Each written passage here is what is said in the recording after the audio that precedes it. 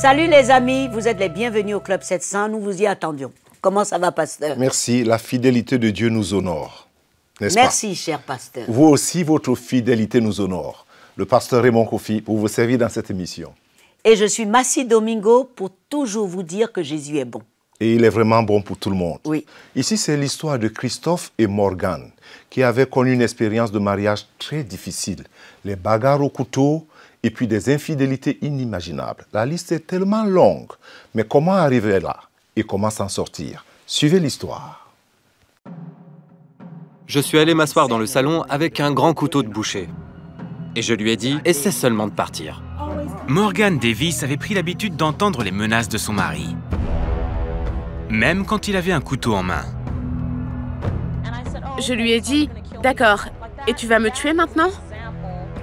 Pour vous dire combien ces menaces m'étaient devenues égales. Chris et Morgane s'étaient rencontrés dans les Marines où ils devinrent bons amis. Leur relation finit par devenir physique et Morgane tomba enceinte. Ils se dirent que se marier était la meilleure chose à faire. Je ne l'aimais pas. Je pense qu'à l'époque, si on m'avait demandé ce qu'était l'amour, je n'aurais pas su répondre. Morgane fit une fausse couche, mais le couple décida de s'accrocher. Ils avaient de bons moments, mais ils se disputaient souvent et aucun des deux n'était prêt à faire des concessions. Il y avait comme une guerre psychologique de pouvoir entre nous. Chris devait absolument avoir le dernier mot. Pour y parvenir, il se mettait en rage et proférait des menaces. Je ne l'ai jamais frappé physiquement, mais j'utilisais des violences psychologiques, émotionnelles et verbales. Morgane demeurait pourtant déterminée à rester. Je me suis mariée non seulement avec la mentalité des Marines, mais aussi avec celle de la rue, celle qui dit « je tiens parce que je suis faite pour ça ». Un soir, Chris la menaça d'un couteau. Morgane s'enfuit de la maison et appela la police. Chris fut arrêté et interné en hôpital psychiatrique. On découvrit alors qu'il souffrait de troubles explosifs intermittents. J'étais considéré comme un enragé. Une seule contrariété pouvait me faire exploser et perdre tout contrôle. Les médicaments l'ayant calmé, Chris put retourner chez lui. Mais il cessa ensuite de les prendre, ce qui fit revenir ses accès de rage. Il se fit renvoyer des Marines. C'est à cette période que les Davis eurent leur premier fils, Isaac. Je n'avais jamais imaginé qu'il pouvait me tuer puisque j'étais la mère de son fils. Jusqu'à ce jour fatidique de février. Je ne l'oublierai jamais. C'était le 3 février 2003. Ce jour-là, Morgane avait demandé à Chris de partir. Il eut une grosse colère. Sur le coup, j'avais dans l'idée de la tuer en l'étouffant. Morgane s'échappa et appela la police militaire. Cette fois, Chris fut mis en prison. Ma femme ne veut plus rien avoir à faire avec moi. Il m'est interdit de me trouver à moins d'1 kilomètre d'elle, de son boulot, de mon fils, de la crèche, de tout. Face à cette inexorable réalité, Chris se souvint de sa grand-mère qui lui conseillait toujours de se tourner vers Jésus. Il se mit à lire la Bible et à se rendre au culte dans la chapelle de la prison. Lorsqu'il fut libéré 1 an plus tard, il se sentait comme un autre homme et se mit à emmener sa famille à l'église. Mais il ne se fit pas aider pour sa colère. Et il ne fallut pas longtemps pour que l'ancien Chris remonte à la surface. Je me sentais impuissante. Dans ma relation avec mon mari, je n'avais aucun contrôle. Rien à dire. Pour le bien de leur fils, Morgane resta et ils eurent encore 2 enfants. En fait, elle avait abandonné tout espoir concernant son mariage et sa vie. L'alcool m'aidait à ne plus ressentir ma douleur. Elle eut aussi une aventure avec le frère de Chris. Il me traitait plus comme une épouse que mon propre mari. La haine et la colère consumèrent Chris. Un jour qu'il était à l'église, il dit que Dieu lui parla dans son cœur. Dieu se servait de ma femme et de mon mariage pour que je puisse me débarrasser de mes défauts. Ce qui se passait faisait remonter l'autre moi-même à la surface, et cela me permettait de comprendre combien il était laid. Chris réalisa qu'il avait besoin d'aide et donna sa vie entièrement à Christ. Je me suis mis à sangloter dans cette église.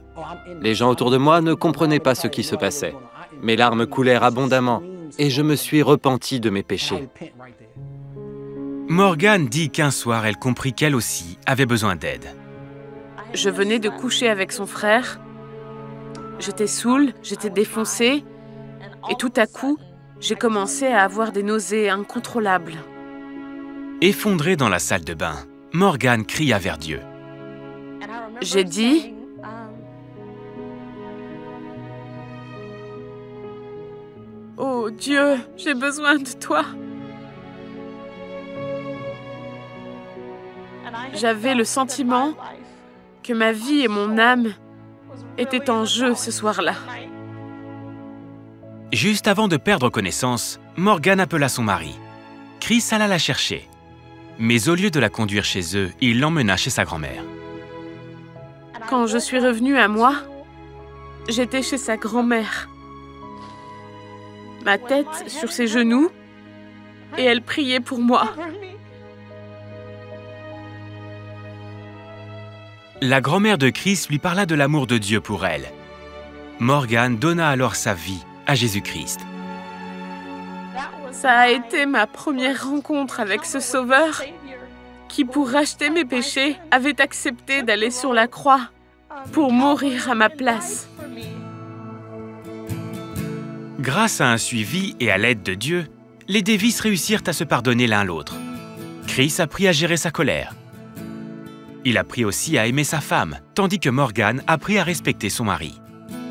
Ils rendent gloire à Dieu pour ce qu'il a fait de leur mariage et de leur vie. Bien qu'il ait connu les péchés que j'allais commettre, il m'a quand même aimé. Quand vous y réfléchissez, l'amour de Dieu est absolument inouï. Quand je pense à mon témoignage et à notre témoignage en tant que couple marié, il n'y a rien d'autre que l'amour de Dieu. C'est ce qui nous a permis d'arriver là où nous en sommes maintenant. Avec l'amour, la joie, le bonheur, l'enthousiasme. Cela fait 4 ans et demi, 5 ans que nous sommes aussi enthousiastes. Et c'est de mieux en mieux tous les jours. Mes amis, cette histoire nous interpelle. La Bible dit « La corde à 3 brins ne se brise pratiquement pas, presque jamais. » Et c'est vrai. Le mariage, ce n'est pas du prêt-à-porter, comme dit un des pasteurs que je connais. C'est du sur-mesure. Donc, quand on ajuste, les épingles peuvent piquer. Mais dans le cas de ces deux-là, ils sont allés très, très loin. Ça a été très, très grave. Et je peux vous dire qu'un mariage sans Dieu, c'est le drame, c'est la souffrance, c'est la misère, c'est tout ce qu'on peut imaginer, sauf le bonheur. Il n'y a qu'avec Dieu que ça peut se passer comme il faut, parce qu'il est l'initiateur. Et aujourd'hui, je ne suis pas très bien placée pour vous donner un conseil précis, mais je connais quelqu'un qui est marié depuis plus de 35 ans, qui peut vous dire, et priez surtout pour la restauration de votre mariage. Il est juste à côté de moi, c'est le cher pasteur Kofi, marié à Téclair depuis près de 35 ans. Est-ce qu'on peut prier pour tous ces couples qui ont regardé nos amis et qui ont vu la restauration de leur mariage grâce à Jésus-Christ? Tout à fait, merci. Seigneur, je prie que tu restaures tous ceux-là qui ont regardé ce témoignage et qui ont des mariages en ballottage en ce moment. Nous les élevons à toi, au trône de la grâce, oui, pour que tu les visites et que tu les guérisses. Oui, restaure-les, Seigneur, à toi. Dans le nom de Jésus-Christ. Amen. Et Amen. Soyez encouragés parce que Dieu est fidèle. Mais ne nous quittez pas parce que nous avons encore autre chose pour vous. La suite pour Israël avec le pasteur Luc. À tout de suite.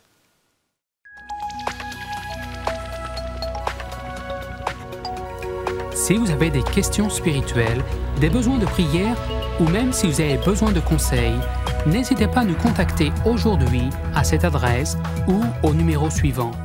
Nos conseillers sont là pour vous aider. N'oubliez pas, nous sommes là pour vous.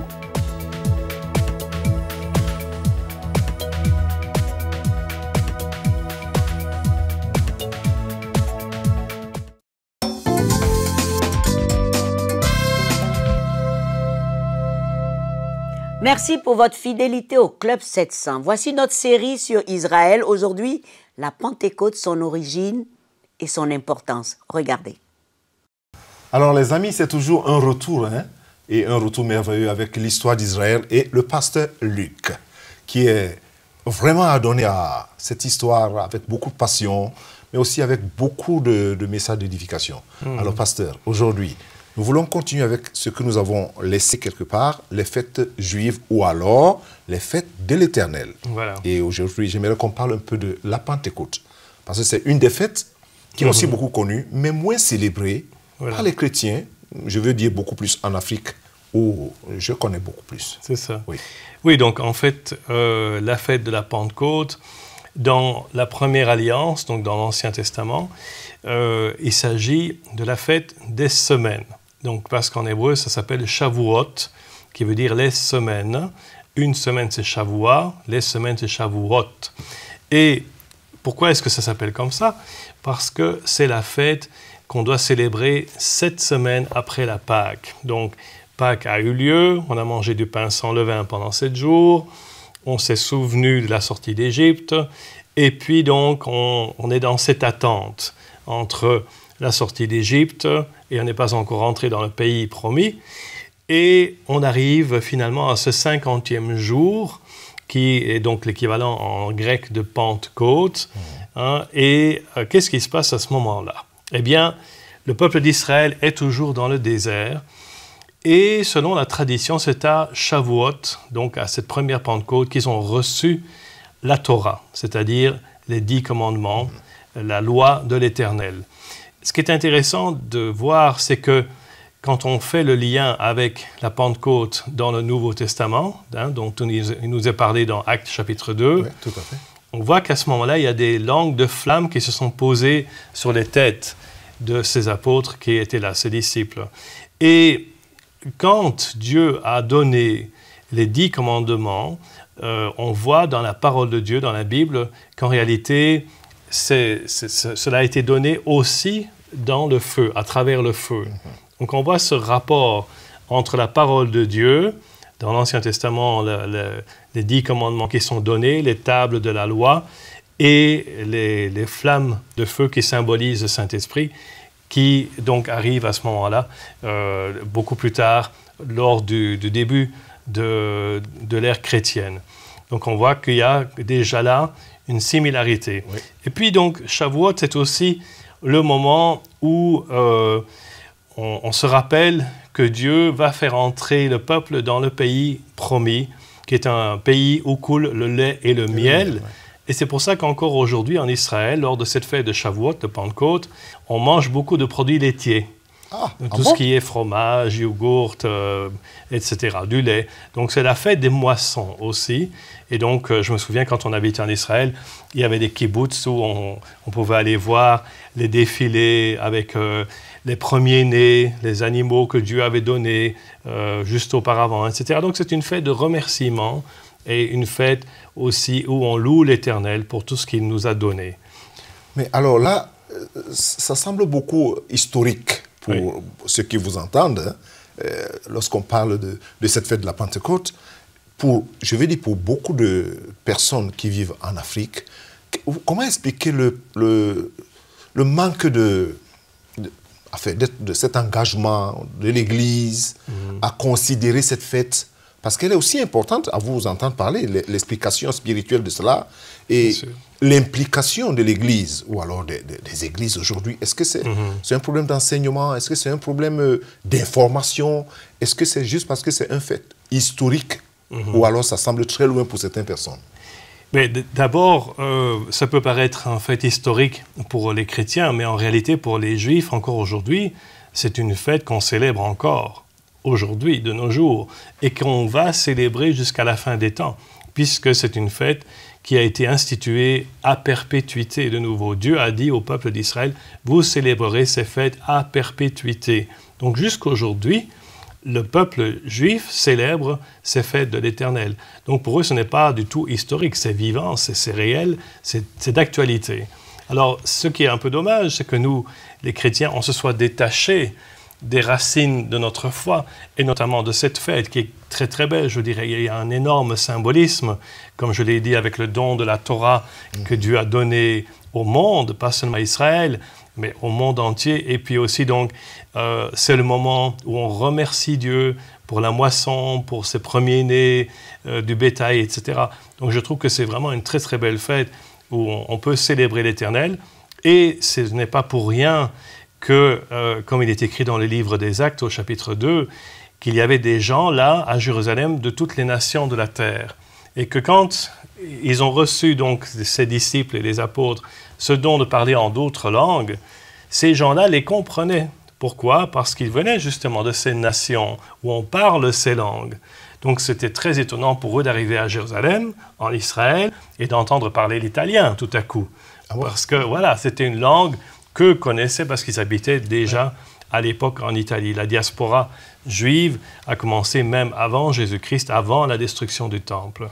Alors le détachement qu'on remarque aujourd'hui de l'Église à cette fête et à bien d'autres fêtes, c'est dû à quoi? Ma question reste toujours là.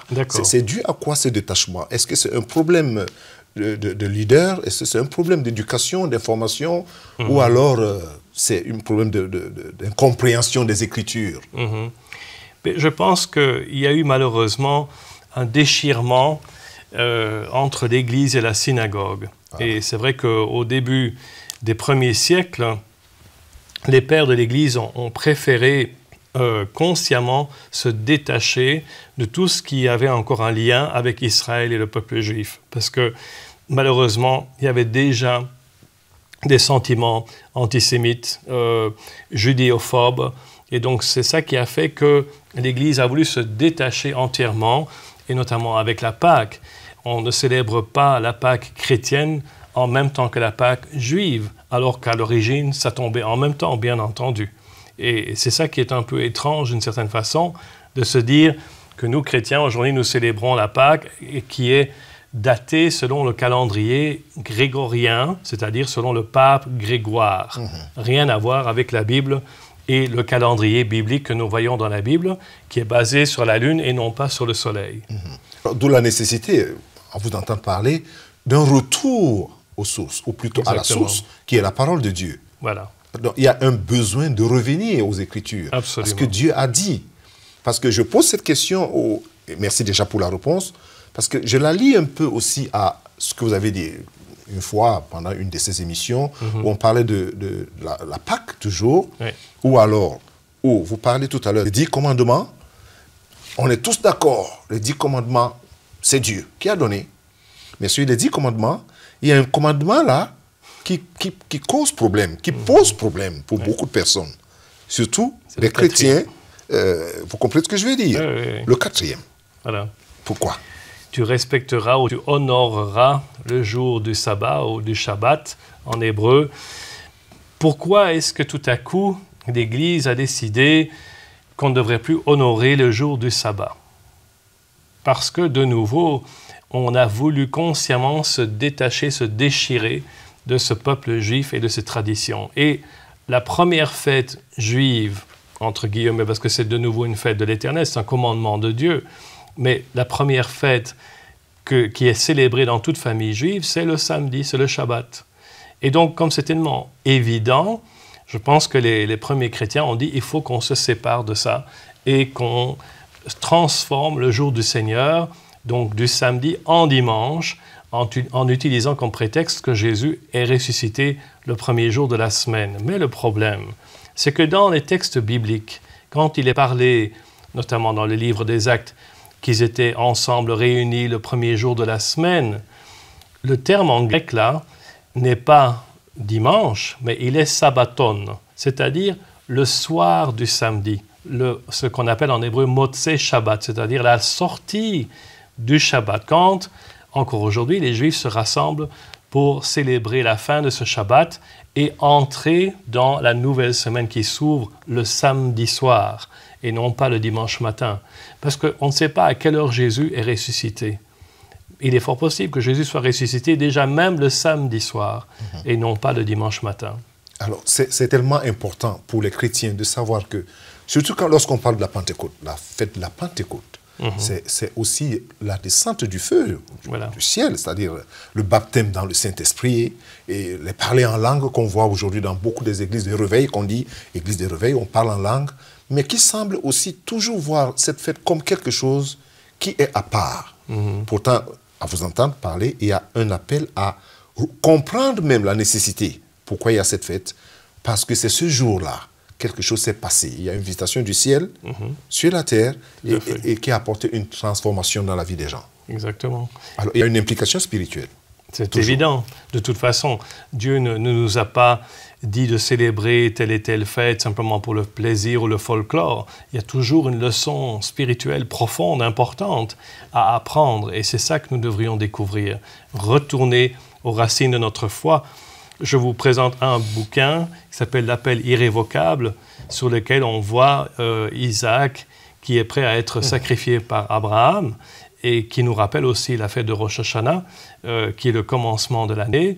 Et dans ce livre, justement, ce Daniel Juster, qui est un juif messianique, nous parle du fait que Dieu n'a pas révoqué son appel et ni ses dons au peuple d'Israël. Donc là, on voit qu'il est important de garder toujours ces choses en tête, que finalement, Dieu n'a rien changé. Dieu ne change pas. Jésus est le même, hier, aujourd'hui, éternellement, et qu'il n'est pas venu pour abolir ni la loi, ni la Torah, ni les prophètes. Il est venu pour accomplir et non pour abolir. Merci, pasteur Luc.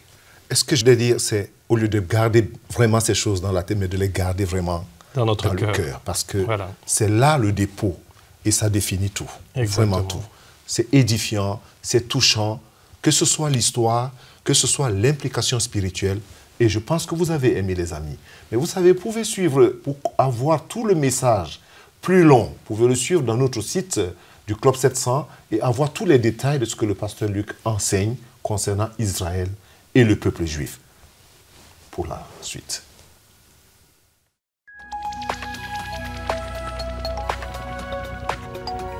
Si vous avez des questions spirituelles, des besoins de prière ou même si vous avez besoin de conseils, n'hésitez pas à nous contacter aujourd'hui à cette adresse ou au numéro suivant. Nos conseillers sont là pour vous aider. N'oubliez pas, nous sommes là pour vous.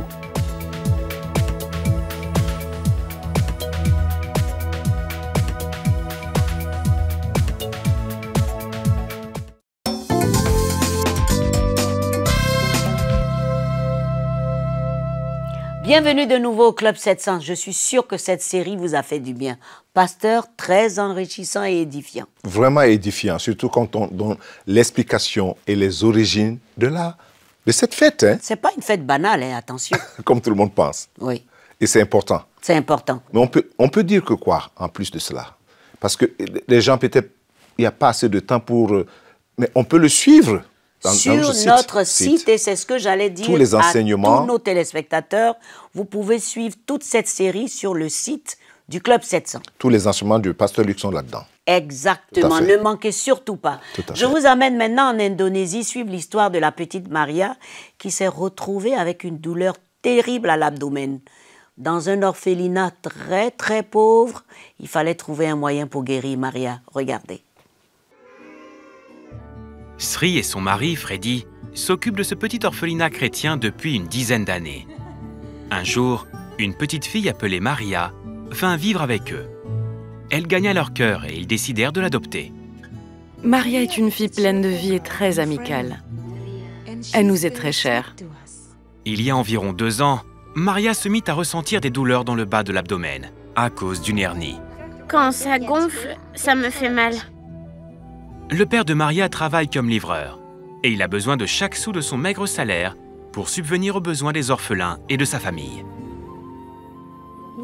Nous avions compris que l'intervention coûtait cher et notre priorité était la nourriture. La douleur continua pendant des mois. Elle devint si forte que Maria dut cesser de courir et de jouer avec les autres enfants. Mon mari et moi avons prié pour que Maria guérisse ou que quelqu'un lui vienne en aide.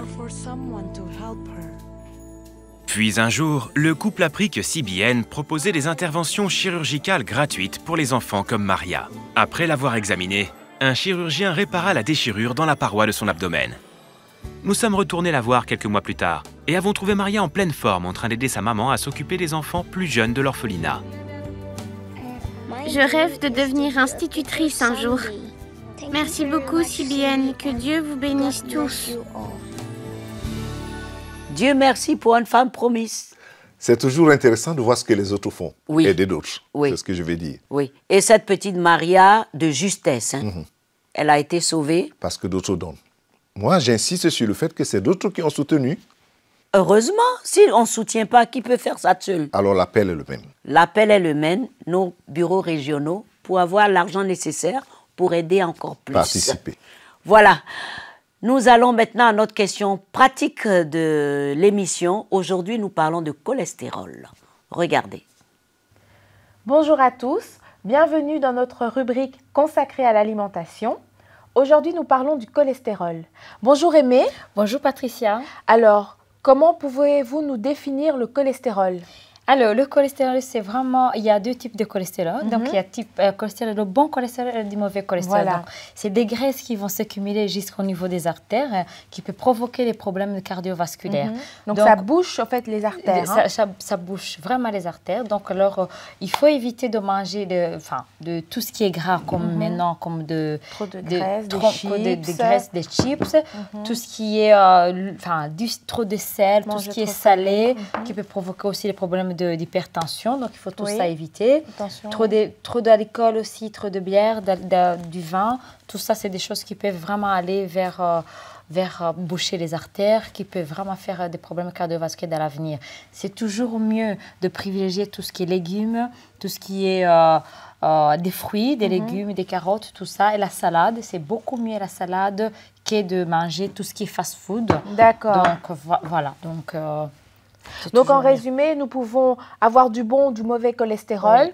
C'est notre alimentation qui va un peu réguler tout ça. Oui. Éviter toutes les graisses, l'alcool, les sucres rapides comme les sodas. Oui. Et de plutôt, quand on a envie d'un encas, quand on a envie de se faire plaisir, d'aller plus vers les légumes, les fruits, manger de la salade. Soupe, voilà, d'accord. Les légumes, voilà.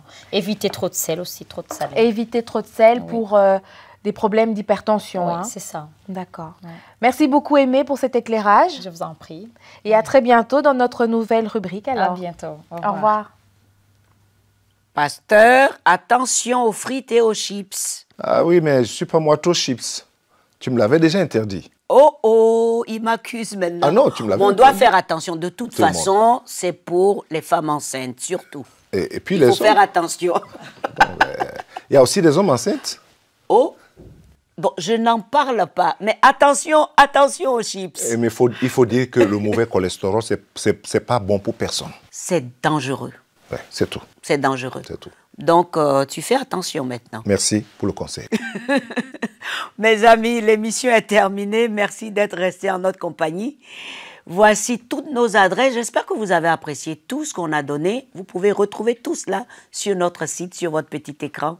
Que Dieu vous bénisse et à très bientôt. Au revoir, pasteur. J'ai gardé le plaisir et je le garde encore, merci. Oui. Vous aussi, que Dieu vous bénisse. Au revoir.